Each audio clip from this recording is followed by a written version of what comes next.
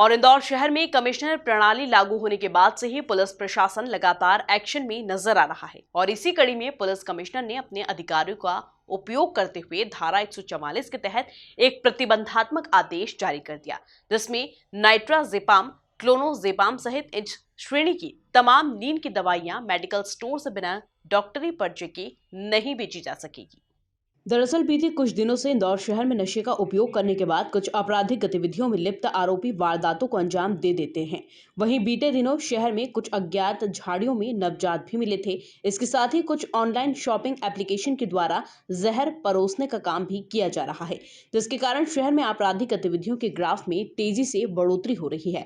वहीं police commissioner द्वारा जारी आदेश में ये भी साफ किया गया कि मेडिकल स्टोर संचालकों को उसका पूरा रिकॉर्ड भी रखना पड़ेगा, क्योंकि जघन्य अपराध करने वाले आरोपी अक्सर इन दवाइयों का उपयोग करते रहते हैं। इसी तरह गर्भपात व गर्भ समापन से संबंधित औषधियों का भी खुला विक्रय नहीं होगा। इसे डॉक्टरी पर्ची के आधार पर ही बेचा जाएगा।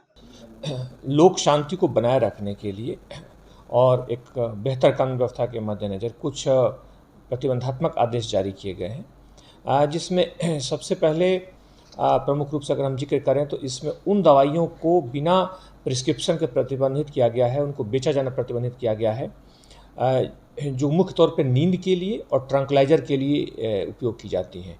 मुख्य तौर इसमें नाइट्रोजेपाम और डाइजेपाम श्रेणी की जो दवाइयाँ हैं, इनकी प्रमुख इस श्रेणी की जितनी सारी दवाइयाँ हैं उन्हें प्रतिबंधित किया गया है कि बिना किसी उचित प्रिस्क्रिप्शन के इन्हें विक्रय नहीं किया जाएगा।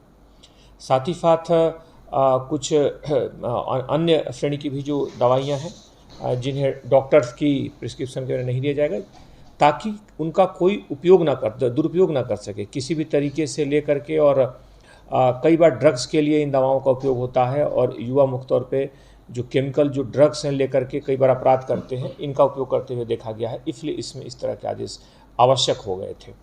साथ ही साथ किराएदारों की वेरिफिकेशन से संबंधित इसमें आदेश जारी किए गए हैं, जिसमें तय किया गया है कि न सिर्फ किराएदार बल्कि जो अगर पेइंग गेस्ट हों, इवन जो डिलीवरी बॉय हों जो घरों में ले आकर के विभिन्न तरह के फूड्स और ऑनलाइन शॉपिंग के प्रोडक्ट्स पहुंचाते हैं, और कोई भी व्यक्ति जो किसी धर्मशाला में या किसी जगह पर रह रहा हो, उसकी आईडी रखना जरूरी है। उसकी आईडी जिस व्यक्ति ने भी ये सुविधा उपलब्ध कराई है उसके पास होना आवश्यक है, उनकी पूरी जानकारी होना आवश्यक है।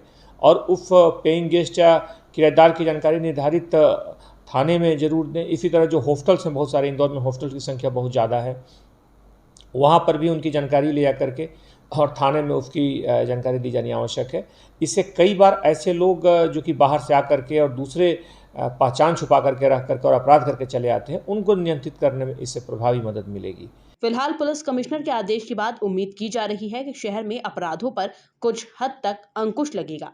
Bureau report, MP news TV, Indore.